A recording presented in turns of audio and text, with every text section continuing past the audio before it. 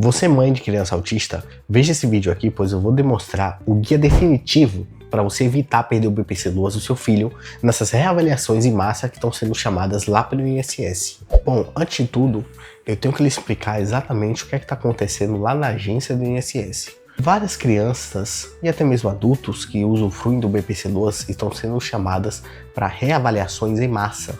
Está aparecendo lá no site do meu INSS, quando acessam a conta deles, pedido para marcar essas perícias e que podem acabar determinando ou não se você vai continuar usufruindo ou não do benefício.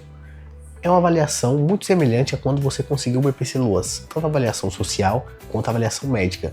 Eu vou lhe mostrar nesse vídeo aqui como você deve fazer passo a passo essas reavaliações e também tem uma forma que existe uma chance muito grande de você não ter que fazer elas.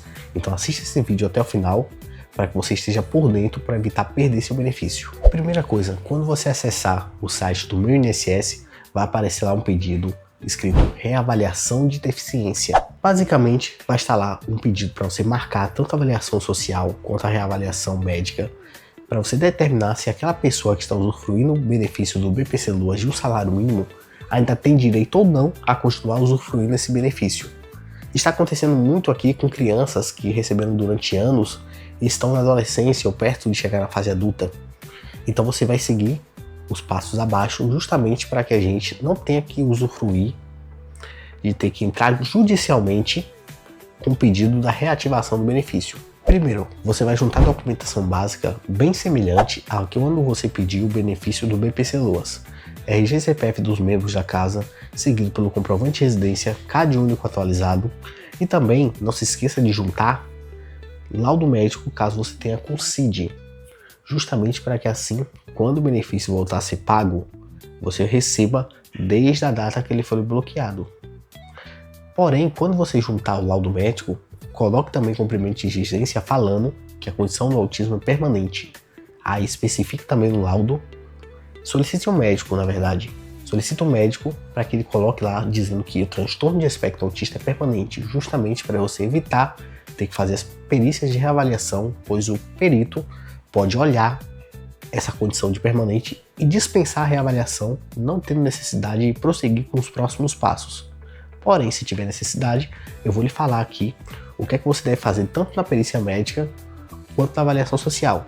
Não apenas a documentação, mas também como deve se portar, o que deve falar, como deve se vestir, para a gente maximizar as chances de não perder esse benefício. Caso você tenha chegado até essa etapa aqui e não tenha conseguido dispensar as reavaliações, você vai juntar, primeiramente, como já foi falado, o laudo médico, devidamente assinado por um médico, de preferência que esteja acompanhando há bastante tempo seu filho, e também os relatórios multidisciplinares. O que seriam eles, basicamente? Relatório de psicopedagogo, terapeuta ocupacional, terapias como a terapia ABA, entre outros que fazem um acompanhamento diário ou semanal do seu filho, justamente para assim a gente demonstrar que além da condição ser permanente, ainda está necessitando de suporte essa criança. Caso não tenha eles, mas tenha um relatório médico ou um laudo médico, já basta esse documento. Só certifique-se de que o relatório médico esteja muito bem redigido. Bom, e você sabe como deve se portar nessas perícias? Primeiramente, não vá arrumada como se estivesse numa festa. Vá de roupa simples, sandália.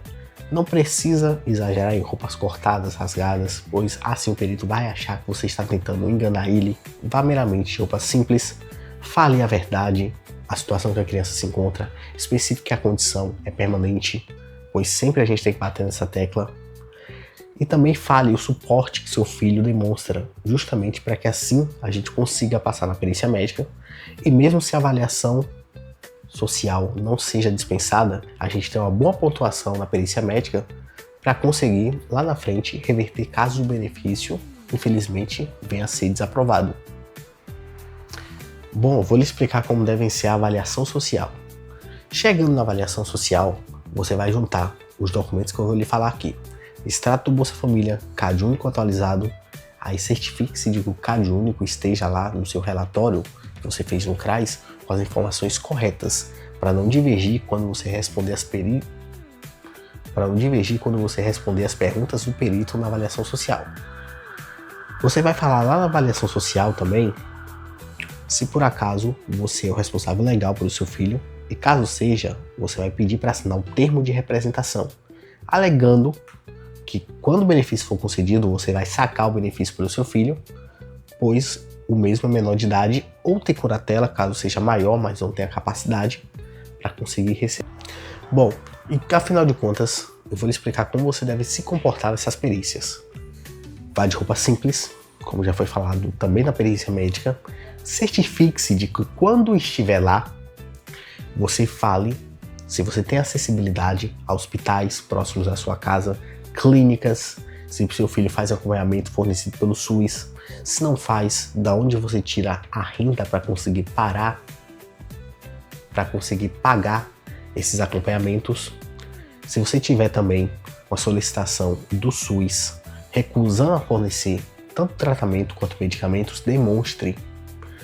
E caso você tenha escolas, entre outros ambientes de acessibilidade ao autista, certifique-se de falar lá. E outra coisa, para evitar que você acabe perdendo seu benefício, por um detalhe. Se você tiver um MEI aberto, você estiver pagando esse MEI, vai constar como se fosse um salário a mais na sua renda mensalmente.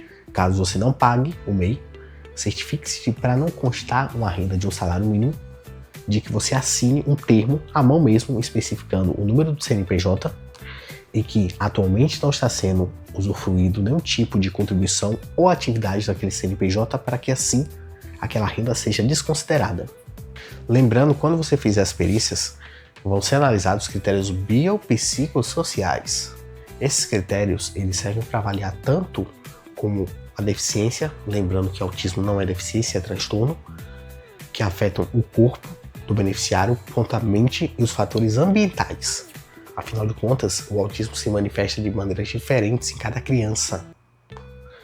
E se por acaso você demonstrar que ao redor da localidade que aquele autista mora, os critérios sociais não são tão graves, pois existe uma diferença muito gritante entre pessoas com autismo numa zona precária e no centro da cidade, pois um vai ter acessibilidade e outro não, que pode acabar afetando positivamente ou negativamente aquele benefício. Quando você tiver qualquer exemplo de alguém com transtorno de espectro autista tendo dificuldades, especifique o tipo de dificuldade, se é físico, psicológico ou social. E se você tiver mais alguma dúvida, não se esqueça de chamar no WhatsApp aqui abaixo no vídeo, na descrição. E eu vou deixar também um vídeo aqui demonstrando por que nosso escritório trabalha com BPCLoas autista, para que você saiba um pouco mais sobre o nosso trabalho e o desempenho que temos aqui nesses casos.